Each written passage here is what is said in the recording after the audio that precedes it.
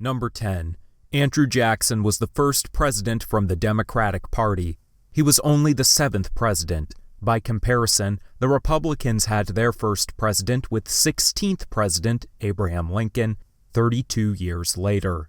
The Democratic Party is the oldest political party still active, and for 40% of United States presidential history, a Democrat has held the office. Number 9. Jackson was the first president since Washington to have achieved the rank of general. The two Adams presidents had no military experience, and even Monroe, who had the most other than Washington, only achieved the rank of colonel. Also, Monroe's largest stepping stone to the presidency was his position as Secretary of State rather than his military experience. Jackson's popularity came solely from his reputation as a war hero. Two of the following 4 presidents would also use popularity from the war to win the presidency. Number 8. It's likely Jackson never met George Washington. There was a 32-year age difference. While Washington was leading the Revolutionary War, Jackson was a poor teenager helping in the war effort. When Washington died in 1799, Jackson was 33, serving as a justice in Tennessee. Their only known interaction is a letter from Jackson to Washington 2 years before Washington's death. Jackson, then a representative, was making recommendations for a local appointment.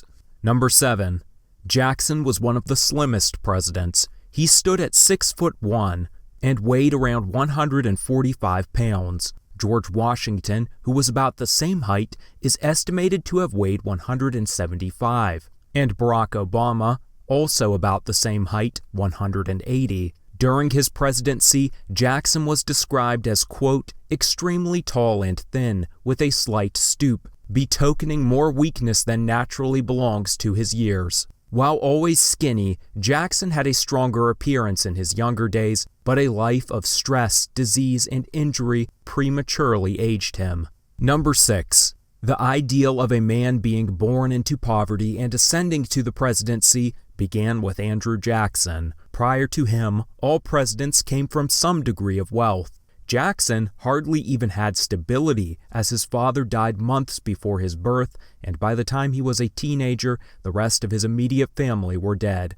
Almost every skill he learned was self-taught, and perhaps more than any other president, he was a self-made man. Number 5.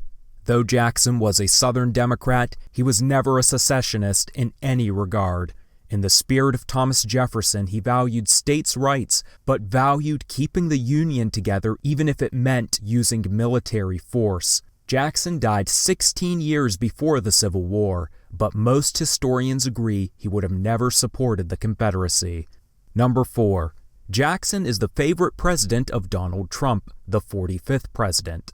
Trump praised Jackson as a man of the people and a force against the elite, as well as for being tough but having a big heart. Early in his presidency, he visited the Jackson tomb in Tennessee, and during his administration, portraits of Jackson and Thomas Jefferson hung in the Oval Office.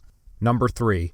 Jackson positioned himself as the people's president. In contrast to John Quincy Adams, who wanted to focus on internal improvements and higher education, Jackson glorified a hardy image of a self-made man, promoted agrarian interest, and granted more political power to non-landowners.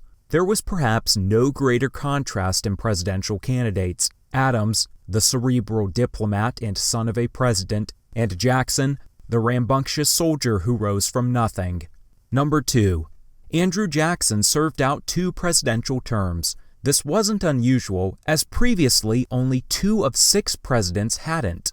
However, following Jackson's second election in 1832, no presidential candidate would win a second term until Abraham Lincoln won his second election in 1864.